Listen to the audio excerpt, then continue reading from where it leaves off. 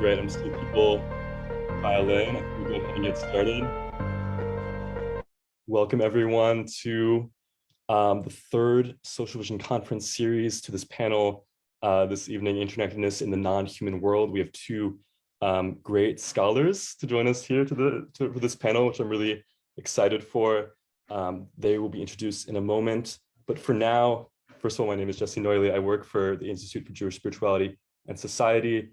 And I'm really excited to introduce, on my end, the moderator for this panel. Emma Moniz was a fellow in the IJSS fellowship this past summer. And I think they'll say a few words about that before introducing the panelists, but I just want to promote the upcoming spring iteration of that fellowship, which is a really good opportunity for especially young people in either earning an undergraduate degree or in grad school, rabbinical school, whatever it is, to come join us at IJSS and learn about the application of Hasidic philosophy for all of these themes that we're talking about in this conference series: environmentalism, gender, ecology, incarceration, all of these things. So I'll turn it over to Emma, who will introduce the panel. And while they're speaking, I think I'm going to drop the application for the fellowship into the chat. But for now, Emma, take it away. Awesome. Thank you so much, Jesse, and welcome everyone to Interconnectedness with the Non-Human World. So thrilled to be here and be here with you all. I'm Emma Moniz. My pronouns are they, them. I'm a student of music education, Jewish studies, and theater at Arizona State. I'm an AmeriCorps alum, and as Jesse said, I had the honor of taking part in the first cohort of IJSS's fellowship this past summer, exploring social justice, Hasidism, Torah, themes specifically with environmentalism and incarceration. And it was really just a immensely meaningful and wonderful experience that I could not recommend more enthusiastically, and definitely encourage anyone interested, or if you know anyone interested, to check out that link, or ask for my info, and I'm happy to talk more about it as well. Just one other note of housekeeping: we'll be using the Q&A function during the session. You can submit questions throughout the session. Our agenda is to hear from our two distinguished speakers, and then we'll turn to questions pending time, and the session overall will be an hour. So without further ado, so thrilled and honored to introduce our first speaker, Ariel Evan Mayse. Ariel Evan Mayse joined the faculty of Stanford University in 2017 as an assistant professor in the Department of Religious Studies, and serves as the rabbi in residence at Atik Jewish Makers Institute. He is the author of several books on Hasidism and Neo-Hasidism, including the two-volume A New Hasidism, Roots and Branches, which was published in 2019 by the Jewish Publication Society. Today, he will speak about reciprocity, obligation, and community with the non-human world, reconsidering the legacy of Hasidism in conversation with indigenous traditions. Thank you so much, Emma, for that very warm introduction. Jesse, great to be with you. Thanks, everyone, for showing up and for coming to think about these ideas of, I think, critical importance. I'm going to share my screen. Emma, has it come through okay? Looking great. All right. I'm always amazed when technology works and never surprised when it doesn't. I'm interested in is Hasidism, interconnectedness in the non-human world. I should say, however, that I read Hasidic sources within the landscape of Judaism more broadly and within the world of religious philosophy more generally, which is to say that I understand Hasidism to be a particularly vital and important part of Jewish spiritual and ethical flourishing. Hasidism is a kind of religious awakening that happens in the 18th century. However, I understand its literature is to be something that you have to complement and how shall I say this? They must be complemented and they must be examined from within a broader fabric, culturally, religiously, ideationally, from within the world of Judaism, and in dialogue with philosophical and, I would say, scientific modes of knowledge from without. So that's just sort of a brief note before we get started. I have a lot on the agenda. Whatever we get to will be great, but I want to start with a few basic reflections on Judaism as a way of thinking about obligation, as opposed to a jurisprudence grounded in rights. This will take us to the works of Robert Cover. Next, I'm going to talk about what Kyle White has described as epistemologies of crisis versus epistemologies of coordination, and then we'll go into a series of Hasidic and Kabbalistic sources on the interconnectedness of human life within the non-human world, moving as we close to the worlds of ethical and moral responsibility that human beings hold for the non-human world within the realms of Jewish thought, and ending, if we have time, with a poem by one of my favorite Israeli poets, Zelda. So Judaism is, you have several quotes here from the legal philosopher Robert Cover. Judaism is best understood as a system of jurisprudence and a culture rooted in the notion of obligations rather than rights. American common law takes as, I would say, its central organizing principle, the idea of individual rights, whereas Judaism, as Cover describes it, is a system of thought, and indeed a legal system, which, and here I'm going to pick up the second of the quotes, one that prides itself on the theory of obligation. To be one who acts out of obligation is the closest thing there is to a Jewish definition of completion as a person within a community. What Robert Cover here is seeking to show is that Judaism, as a jurisprudence founded in obligation rather than in rights, it sees the role of the individual as totally interconnected with that of the broader society. So in Cover's reimagining, the moment of revelation at Mount Sinai within the Jewish system is one that is intensely communal. The Torah talks about 600,000 individuals being there, those who are there and are present, but also future generations as well. It is, in a sense, a kind of covenantal community that is linked through duties, not about rights, but through what one is obligated to do toward the other, and what is obligated, as I understand it, toward those who are a part of the non-human community as well. As Cover describes, in the world of the mitzvot, of the Jewish commandments, the loaded evocative edge of the law is the assignment of responsibility. So what we have in Cover's estimation, and I think he's correct in this, is that the foundation stone of Jewish thought and of Jewish jurisprudence is obligation. It is reciprocity. It is kinship, and it is duty toward the other. Kyle White, who is a fantastic scholar of environmental studies from an indigenous perspective, now teaches at the University of Michigan. I'm a great fan of his work, has an essay that's just come out. He was written this in a number of places, but it was just published in the Routledge Companion, I believe it's the Routledge Handbook of Critical Indigenous Studies, where he draws a distinction between epistemologies of crisis and epistemologies of coordination. Epistemologies of crisis are essentially a kind of paralysis that happens when you see that things are falling apart. They feel unprecedented. It feels like we have very little recourse. And what White argues is that in moments of crisis, as in our own interpersonal relationships, moments of crisis do not allow us to live into being our best selves. What we essentially do is double down on the things that we know. So whether that is a kind of extractive relationship to the physical world or the non-human world, or a certain kind of colonialist capitalism, or whatever it might be, an epistemology of crisis is about the preservation of the status quo and steamrolling across others in order to make that happen. What White then contrasts that with is an epistemology of coordination. And here you have a nice quote about how he understands that dynamic.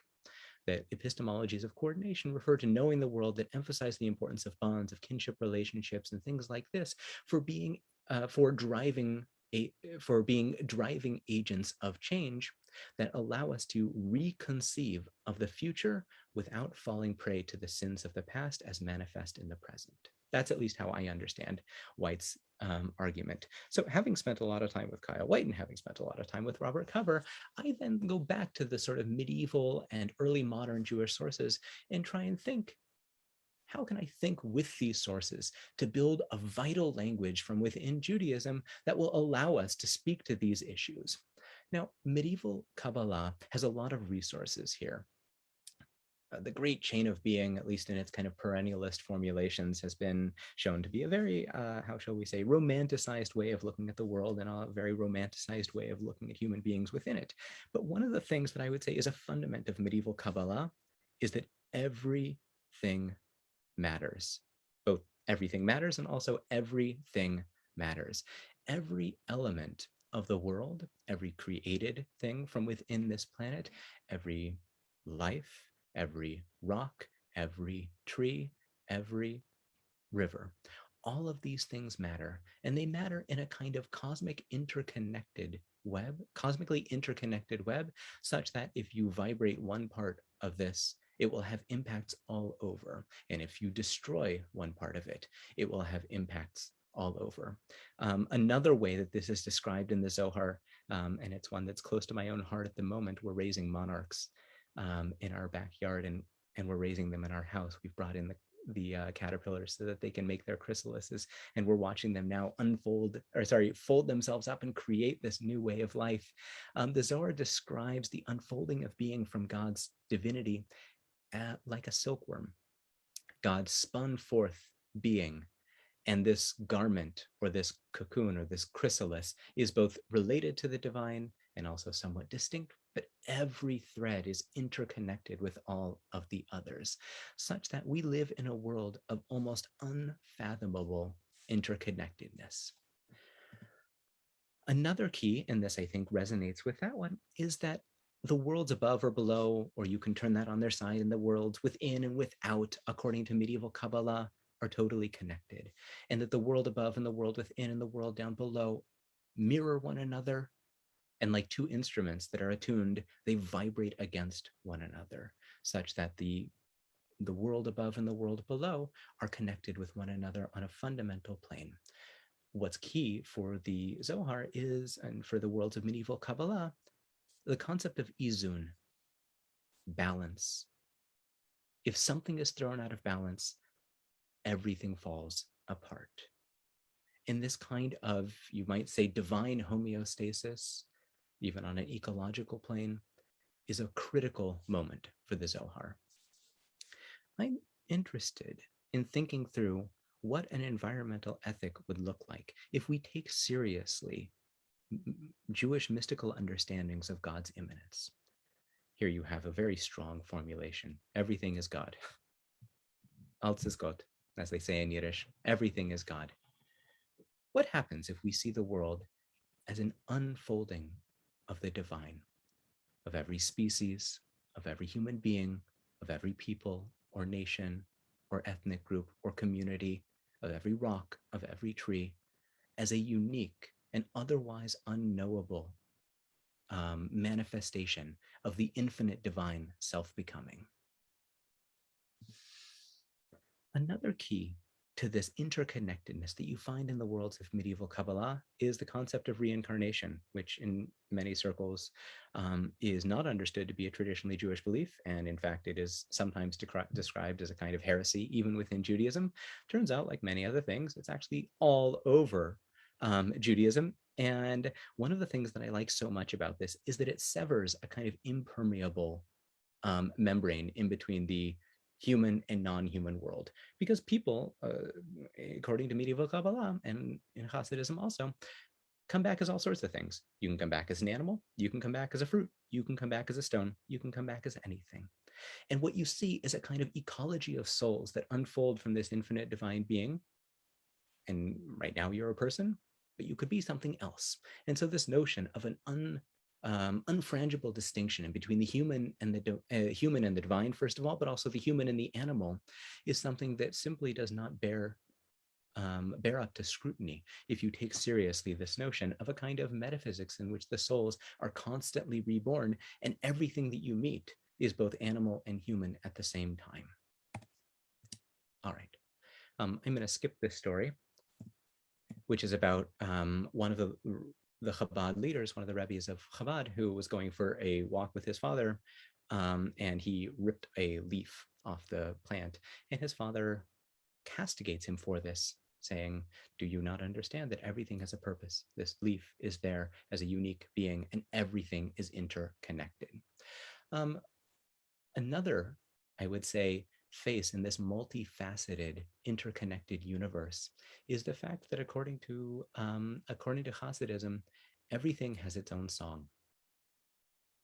We're surrounded by a universe that sings. I almost fell out of my chair when I was reading Robin Wall Kimmer's book about braiding sweetgrass, and she describes this moment in which she undergoes the experience of knowing the scientific names for things, but not knowing their songs. And she talks about the placement of songs within indigenous communities. And it turns out that Hasidism is a deep tradition of this, that the songs of human beings are woven from the songs that we experience in the world around us.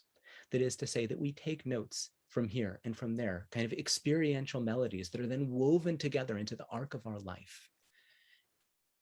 And the songs of each individual's life are made up of those composite nodes brought together.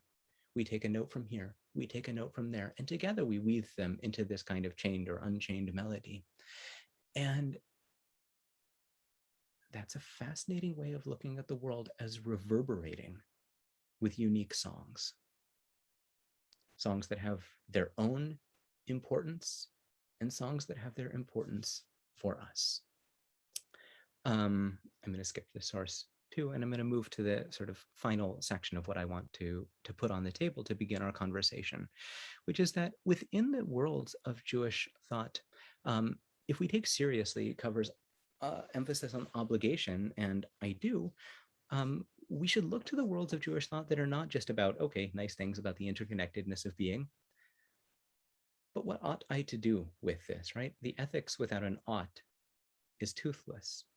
And so let's put those agadic or sacred mythological, what Cover calls the mythic center of Jewish culture, on one side of the scale, and on the other, we put the legal traditions of Judaism, which attempt to put the rubber to the road and figure out how it is that we are meant to live our lives. Judaism ascribes a great degree of responsibility and obligation to each individual and the damage that we cause to the natural and the non-human world, whether or not we intend it or whether we don't. You can see this right here in the two sources that I've given you, one from the Mishnah, one from a 13th century philosopher, 12th, 13th century philosopher. The first basically says, you are always responsible for all the damage that you cause. Don't tell me you didn't mean it. The second is, don't think that you exist in a world that was created for you. Beings exist for their own sakes. You have no right to stamp them out. You have no right to trod upon them. I often teach in these kind of contexts 3 different categories of rabbinic law that I think are particularly helpful. One is the ways in which the Talmudic rabbis build a kind of obligation that for damage-causing agents that move from my domain to another domain that should have been foreseeable. They call this Aish, or fire. And they build a strong level of obligation for when I allow something to escape and then to go on and wreak havoc upon others. I am obligated for the damage that I have caused, whether it's to the human or to the non-human. A second category is that of pits, stationary things that also cause damage. And in many respects, this also includes the worlds of water pollution. And here too, what we have within this is 2 facets that I think are particularly useful for our contemporary moment. One is that it understands cumulative damage, things that happen slowly and over time. This category of damage refers to things that happen one iota, that then build up into something. And for those of us who struggle to conceive of and also to create legislation for things like what are often described as slow damage, things that happen over a long period of time and the culpability is very difficult, this way of thinking provides a way of moving forward for that.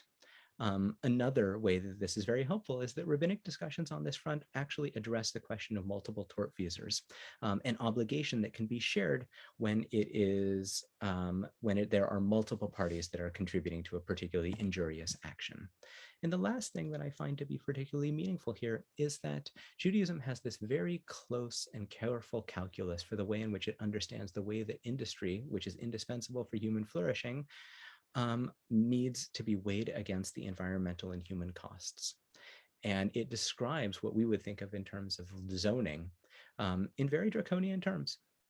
And it describes the way in which people need to move industries and place them in such a way that the human costs and the costs to the non-human world, and I think that's particularly key here, are absolutely defrayed. Now, we often think of torts damage as the cost of doing business. Judaism says no. The only reason we have tort law, says Maimonides, is to remind us that we shouldn't have damaged in the first place. And the ideal is not to cause harm, not to cause damage. And that's the fundament. There are many models that Judaism offers in the theological, mythic, and in the legal. We are God's partner in creation. We preserve the garden that God has created. We are God's planters. There's this beautiful passage in the Talmud that says, how do you be like God? Who knows what God is like? God visits the sick, so we visit the sick. God does this, so we do that. There's an amazing passage in another midrash that says, how do you act like God? You plant trees. God's a tree planter. God's a gardener. You go out into the world and you plant trees. And the last thing that I want to talk about is that one of the levels of obligation that we have to the non-human world in Judaism is what Levinas would have us call pre-ontological. This is a striking Hasidic teaching. All creatures are created, says the Talmud, according to their own will. God asks, do you want to be created? And the species says yes. God doesn't ask the species about the other species. However, when it comes to the creation of humanity, God asks each and every species, should I create this thing called the human being? Why, asks this Hasidic teacher? Because human beings can destroy it all. So that far is already very interesting. The last line is what I find particularly compelling, because as we know from the fact that we are here today, the species say yes. They give consent to the creation of human beings.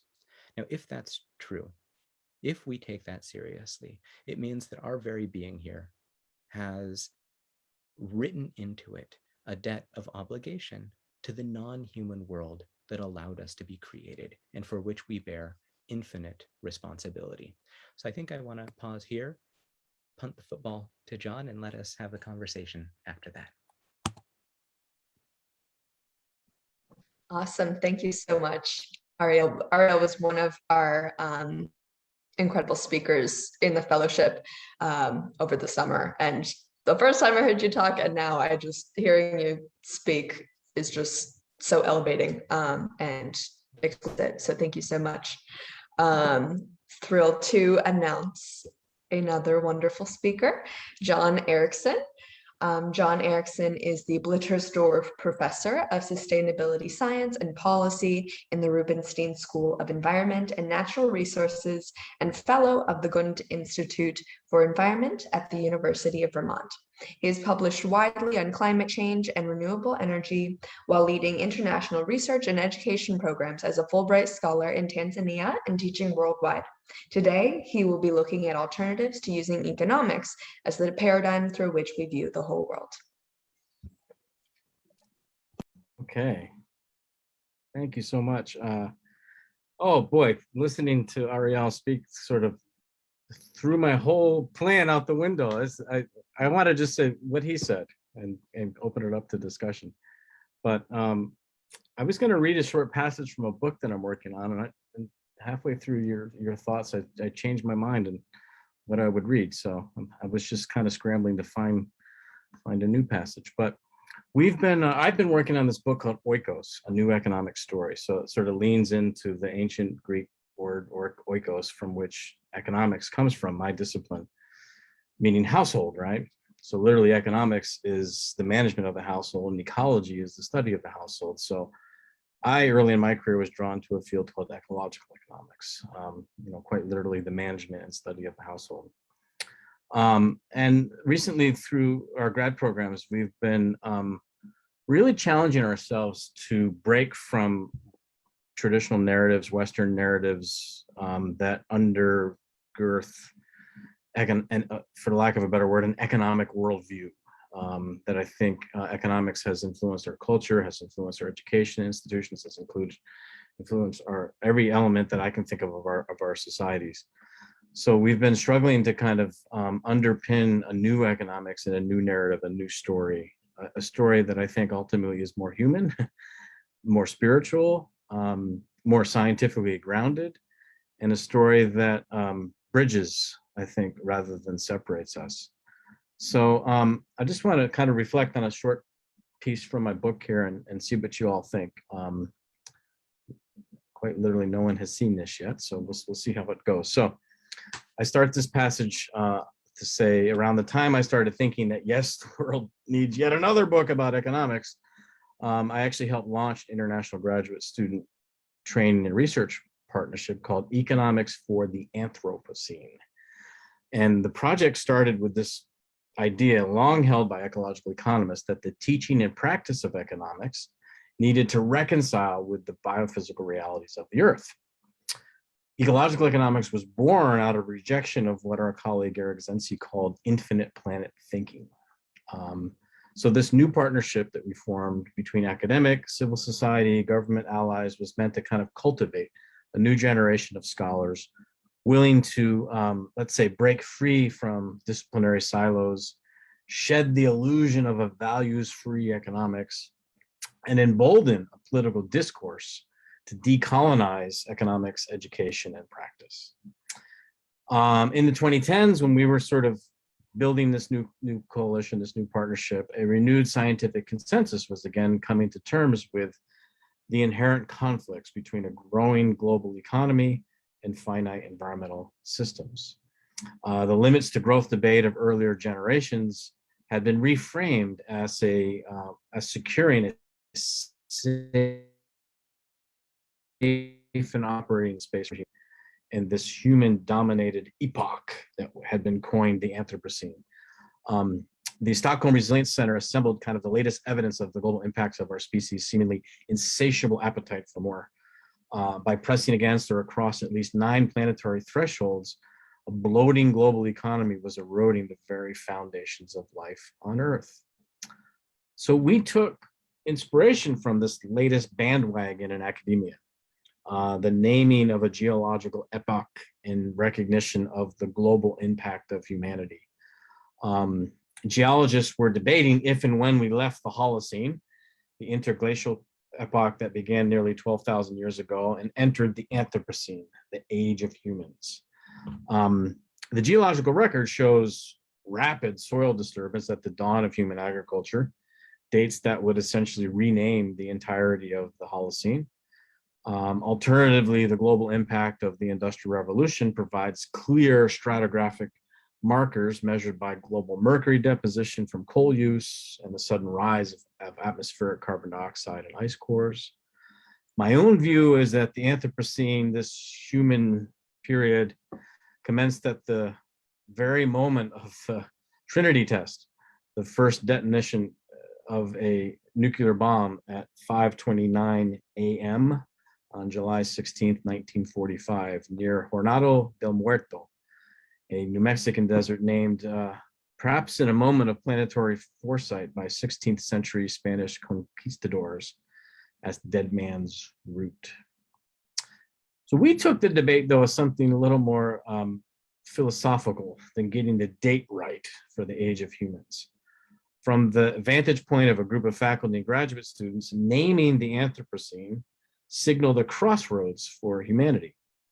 One road declared victory, right? Where naming a geological epoch in our honor completes a centuries-old emancipation project, if you will. In this story, our species has escaped the toils of the Holocene.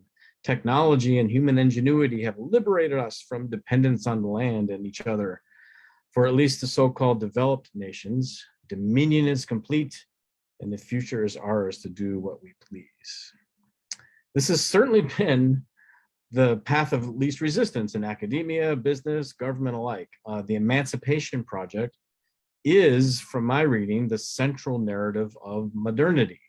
It's foundational to Western cultures, religions, education.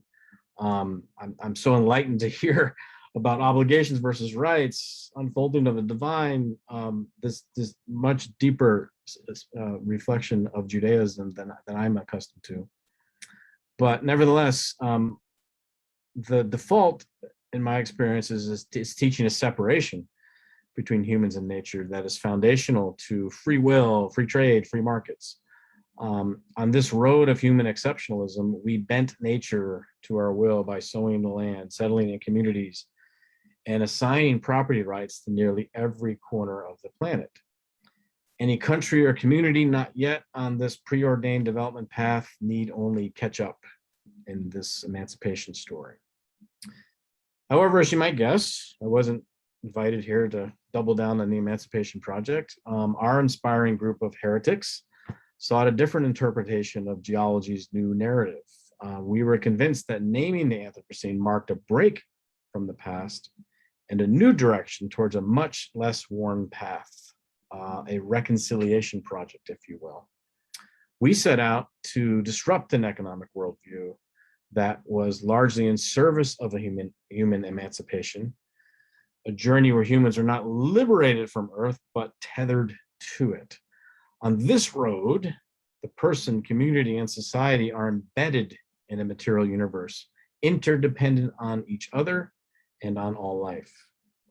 Everything is relational, with no separation between human and other. On this road, an entirely new social contract was in order for higher education, which is where our project was centered, to halt the wholesale destruction of the earth and enable an age of restoration and renewal. So clearly these worldviews of humanity as either embracing or rejecting dominion were fundamentally at odds. Our intellectual leader and resident philosopher at McGill University, Peter Brown, reminded the group that this tension was nothing new. Often P. Snow's infamous 1959 Two Cultures lecture. Snow, a British novelist and physical chemist, was the living embodiment of a heretic in post-World War England. He argued that cultural conflict between the sciences and humanities, pervasive at universities, was hindering solutions to the world's major problems. To Snow, the academy housed two polar groups with, quote, a gulf of mutual incomprehension in between. And through my career as an ecological economist, nowhere is this gulf more glaringly obvious than between the sciences and economics, the principal target of our project. The disembedded view of the economy as separate from energy and material flows has long failed any scientific scrutiny, yet characterizes the dominant teaching and practice of economics. This isolated discipline confuses paper money and digital transfers with wealth, whereas most of Earth's true wealth is derived from photosynthesis. Economics clings to growth as the solution to the very problems created by growth. And the model of rational man, and it usually is a man, central to economic models and policy advice, absolutely outright ignores modern behavioral sciences and common sense alike. Economics had become what Peter Brown called an orphan discipline. Its intellectual parents, or metaphysical foundations in sort of philosophy speak, had died long ago, yet this untethered child roamed the halls of academia doing great harm. So our project, Economics for the Anthropocene, we set out to find the orphan home, starting with a thorough vetting of the natural sciences. And economics at home with the sciences would study production as a physical transformation of Earth's materials and energy from the sun, consistent with the laws of thermodynamics. The well-being of humans, and indeed all life, would hang upon the pace, distribution, and ultimate scale of this economic transformation.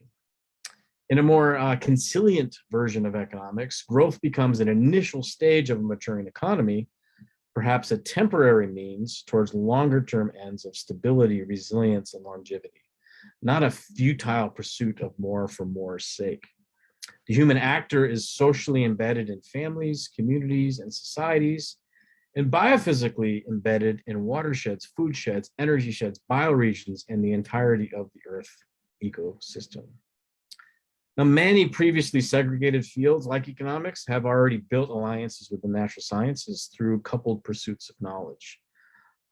Insights from evolutionary biology have been brought to bear on psychology, sociology, and cultural studies that open new insights into the coevolution of our biological imperatives with our norms, customs, and belief systems. The physical sciences have made foundational contributions to fields like history and geography, reframing the time and space of humanity within a sweeping cosmological narrative.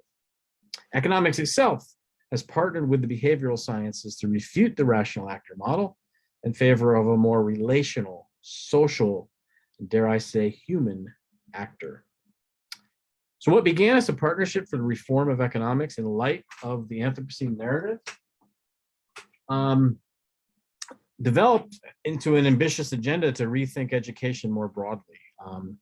Economics, reoriented as a life science, would be tasked to manage the flows of energy and materials through this embedded human subsystem, but within ecological limits. Scientifically isolated yet critically influential fields like finance would think systematically about the ways the monetary system can work to rehabilitate and stabilize Earth's life support systems. Other orphans, such as political science and law, would rest on an understanding of the Earth's biogeochemical systems to rewrite our codes of conduct to stay well within safe operating limits. And philosophy and ethics, the hallmarks of academic anthropocentrism, would be reoriented around respect for all life with which we share the planet. So as E4A took shape, Economics for the Anthropocene, Peter Brown and I took inspiration from C.P. Snow and collaborated on a series of lectures of our own. We tag teamed to international conferences in ecological economics, big history, complexity science, political economy. These talks evolved actually into a paper called How Higher Education Imperils the Future for Balance, which was a new publication of the Club of Rome, the patrons of the 1972 Limits to Growth report. What came into focus was an unspoken truth that while the sciences were meticulously documenting the erosion of Earth's life support systems, the social sciences and humanities were propping up the very systems of economics, law, governance, philosophy, the so-called normative disciplines that promote a planetary suicide pact. In our urgent call for action for higher education, everything was on the table, and I would put it on the table this evening, beginning with rejecting what we call the narcissism that characterizes these orphan disciplines, economics in particular. However, while recognition of the self-centeredness of our dominant thought systems is a necessary step to overhaul education, it's not sufficient. The science side of the academy is under the illusion that knowledge of what is speaks for itself and will kind of magically lead to action. The social science and humanities side considers what ought to be with an utter lack of urgency over existential crises that are flagged by the sciences. So to close this gulf of mutual incomprehension, we must move beyond merely coming to terms with a human-dominated planet. To unchain ourselves from where we are, we need a vision of where we want to go.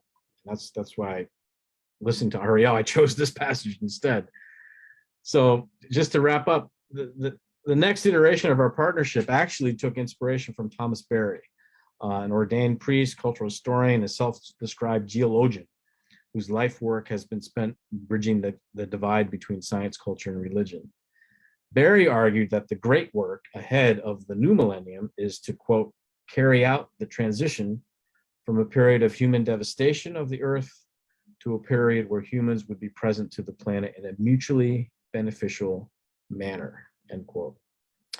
For universities such as our own, Berry asks us to, quote, decide whether we will continue training persons for temporary survival in the declining Cenozoic era, or whether we will begin educating students for what he called the emerging ecozoic. So this aspirational future characterized by mutually enhancing human-earth relations asks that our normative thought systems be grounded in a relational view of humanity, emphasizing reciprocity between each other and all life.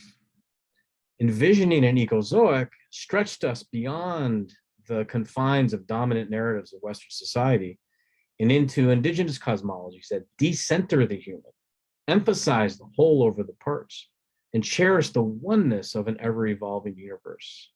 A new emphasis on leadership for the ecozoic, which is the name of our current partnership, pushed our partnership towards allied wisdoms born of ancient bonds to land and sea, such as buen vivir from the Quiche peoples of the Andes, where good living is only possible as part of community.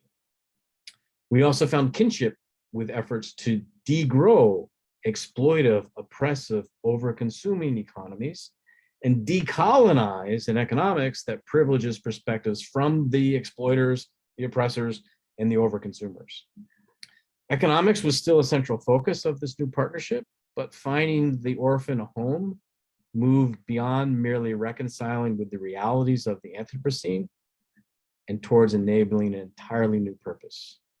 And economics working towards an ecozoic era would view material growth as the early stage of development, not a permanent organizing concept for society. Characteristics such as resilience, cooperation, frugality would take precedence over consumption, competition, and efficiency. An economy in service of flourishing human-earth relations would reject extremes in waste and want, embrace cooperative economic arrangements in a sharing economy, and negotiate a new political economy where well-regulated markets are our servants and not our masters. And I'll end there. Thank you. Thank you so much, John. I was very excited to hear from you for this first time, and it did not disappoint. So thank you so much. I saw Ariel nodding along, taking some notes throughout, and I'd love to give some time if you want to respond.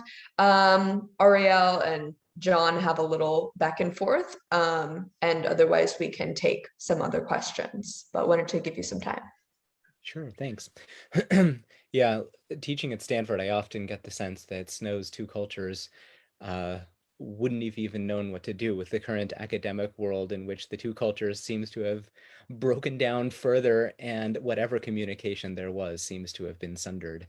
Stanford is now in the early stages of trying to unfold a school of sustainability, first one in many years, and it is entirely unclear, I would say, how the social sciences will be integrated into that, and whether or not the humanities will really even have a seat at the table.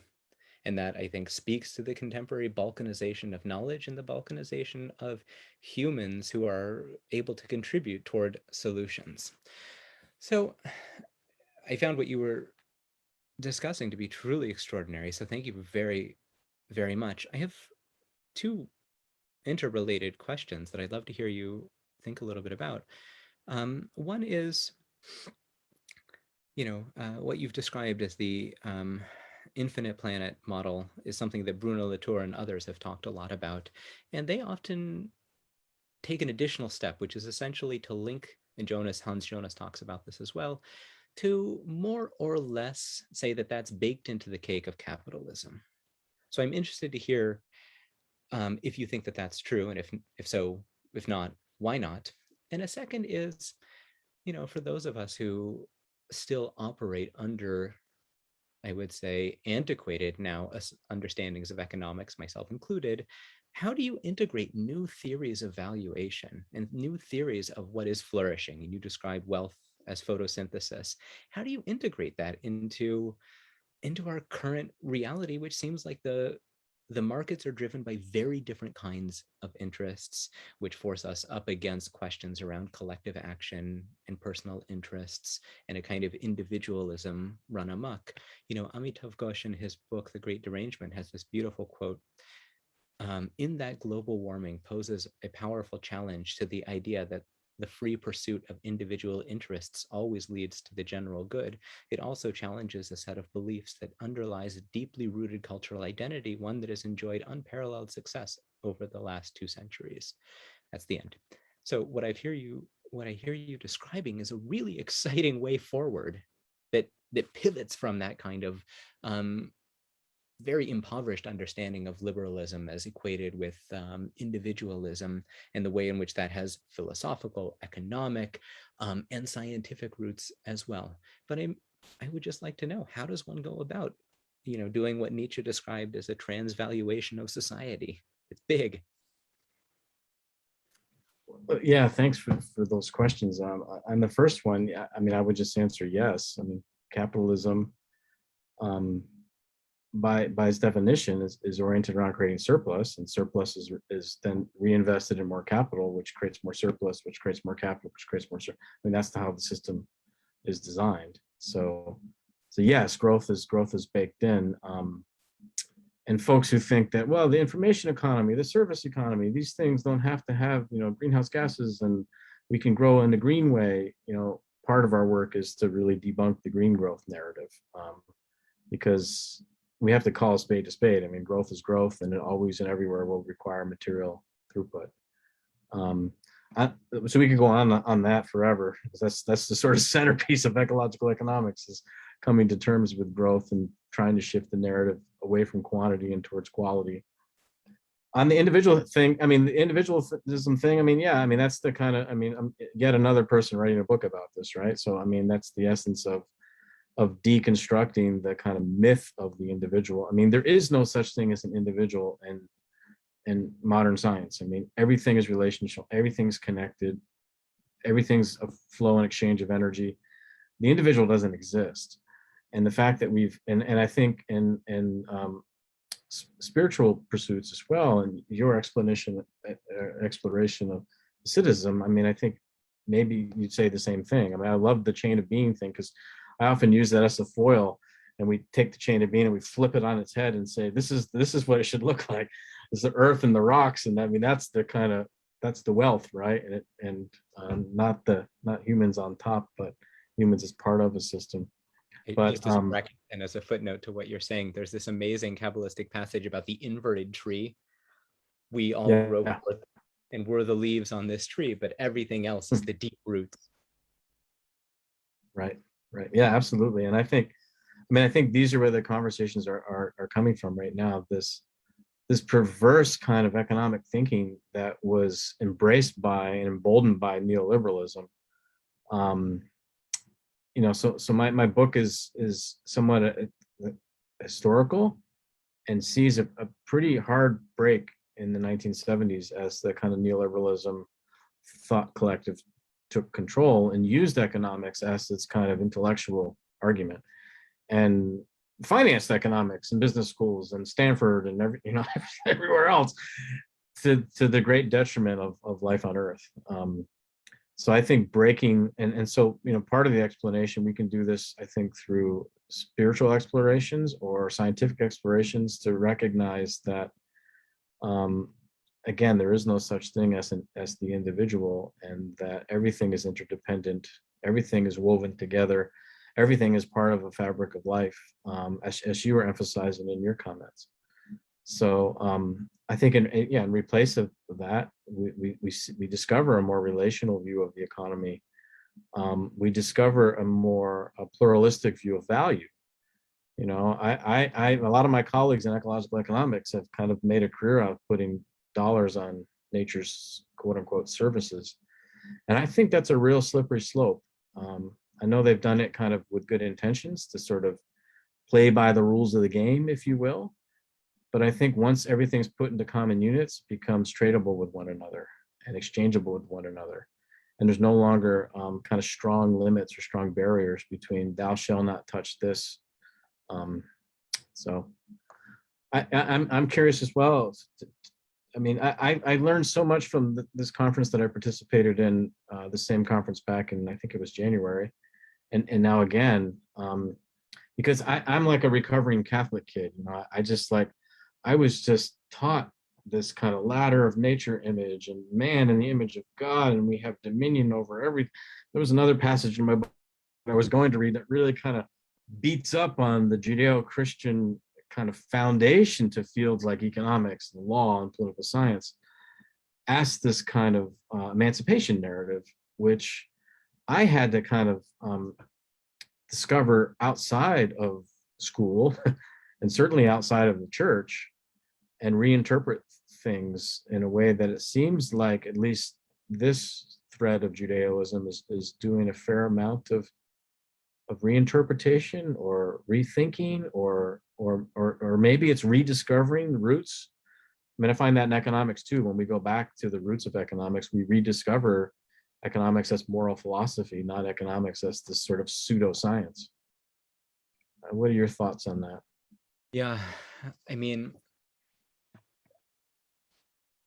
Lynn White's infamous essay about the religious roots of our environmental crisis, which I think set the stage for a lot of scientific thinking and a lot of religious responses, has produced some really good things. But I am really not interested in the kind of Jewish environmentalism or religious environmentalism, which is, hey, look, this is also an ancient Jewish value, and this kind of search for analogies to figure out how do you say stewardship in Judaism, or how do you say this, or whatever the hot buttons are.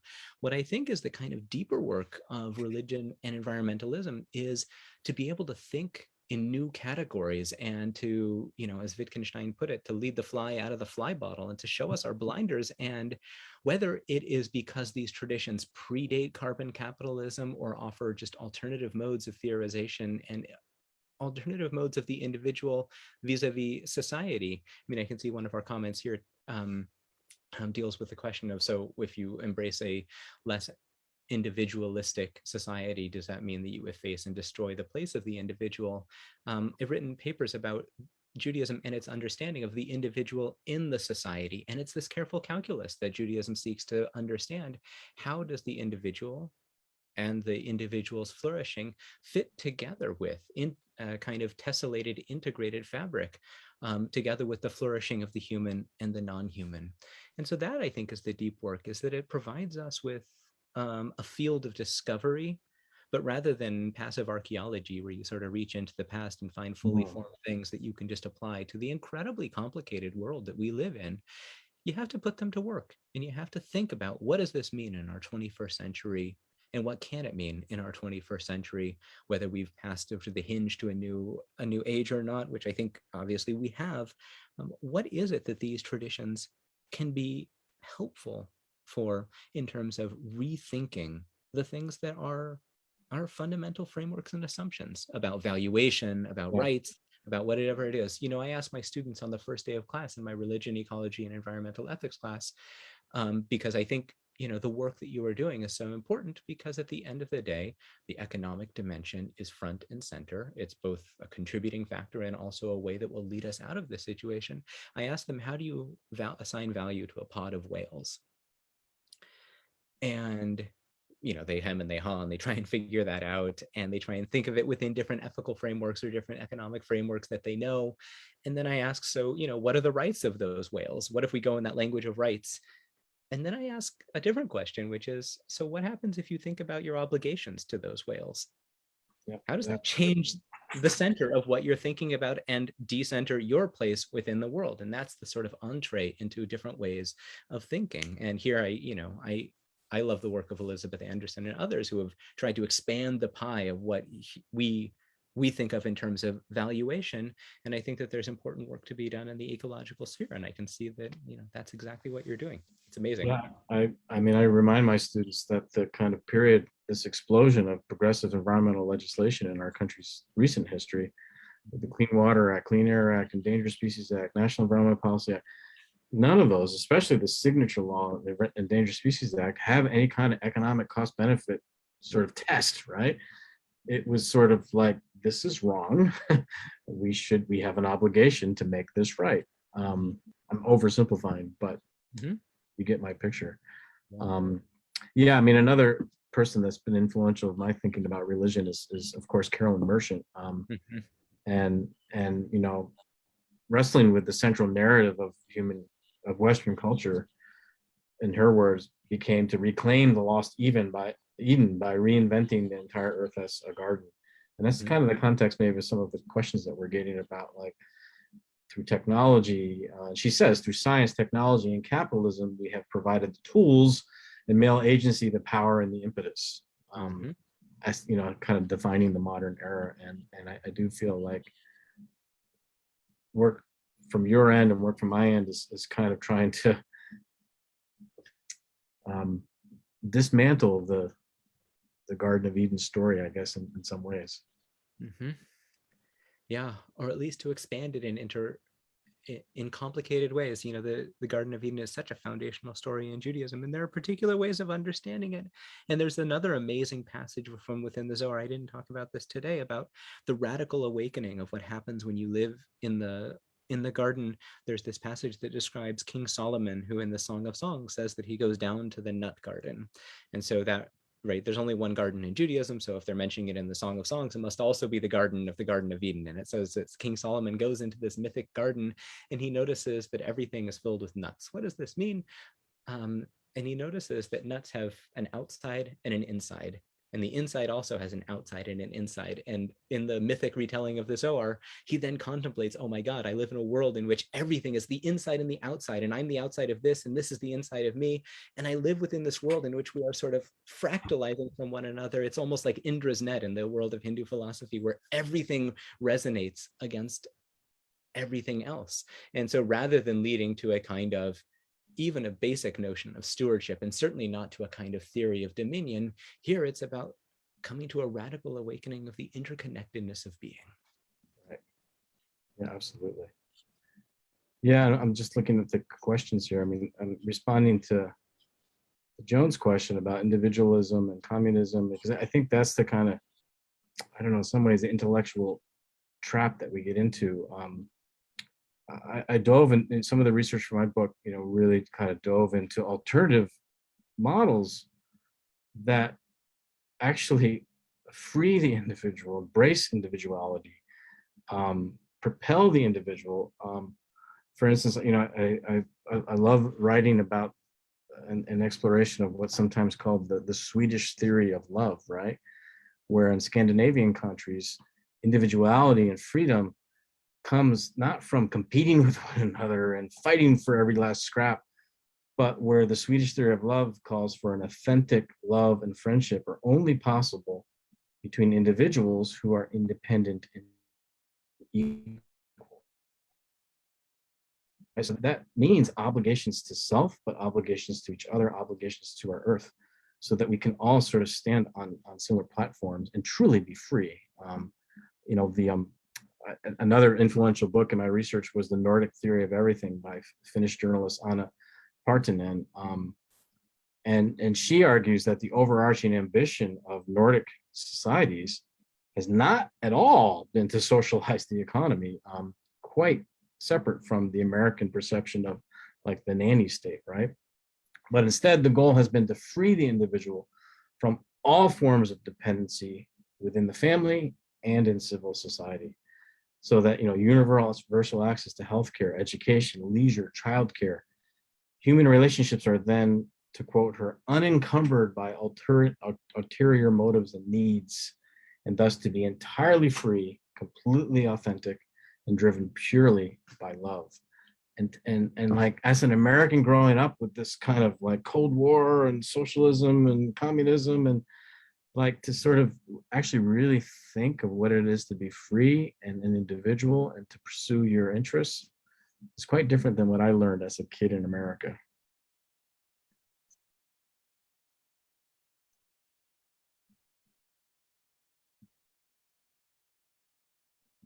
Okay, great. Thank you guys so much, both of you. And thank you so much, Emma, for your moderation. We're just about at time, so I'll close just by saying how lucky I feel to not have a job where I have to feign enthusiasm, and I can really just say this was, you know, one of the most kind of profound and legendary pairings and conversations that I've had the pleasure of witnessing in recent memory. So thank you both so much. Thank you, Ariel. Thank you, John. We have 2 more days of incredible panels. We'll be back in the same Zoom room tomorrow morning for a conversation between Leah Leibovitz and Kenyon Bonner. That is sure to be great. They'll be talking about issues around academia, diversity, inclusion, etc. So I'd encourage everyone who's here today to show up for that as well. Lastly, I want to just second what I mentioned at the start of this panel about the spring fellowship. I dropped a link in the chat at the start, and I'll do it again in just a moment, but I'd really encourage everyone to apply and publicize that in your circles. But once again, thank you, both of you. Thank you, Emma, for moderating, and we'll see you tomorrow morning. Thanks so much. Thank you so much. Thanks, Jesse. Thanks, Emma.